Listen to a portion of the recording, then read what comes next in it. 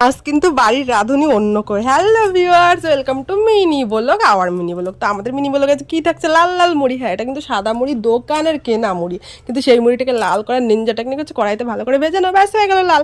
আর বিকাল যে হয়েছে, মা পকোড়া খাবো। তো এই দেখো নাচুনি শুরু হয়ে গেছে, পকোড়া বানাতে বানাতে নাচছে। তারপরে এসছে পূর্বাশা, পূর্বাশাকে নিয়ে সস দিয়ে পকোড়া খাচ্ছে। কেমন হয়েছে? ওয়াও, টেস্টি টেস্টি হয়েছে। তো যাই হোক, সবাই মিলে খেলাম আমরা পকোড়া।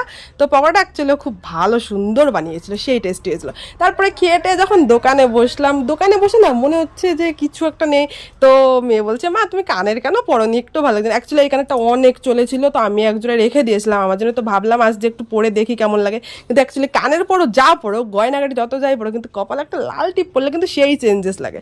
মানে এই দেখো, মানে কতটা চেঞ্জ হলো না, সেই লাগছে সেই লাগছে। তো আমাকে তেমনি তো দেখতে সুন্দর খুব। তারপরে রাত্রেবেলা ঘরে ফিরলাম, কি খাবে কি খাবে একটুখানি ভেজ চাও করলাম। এই ছিল আজকের মিনি ব্লগে।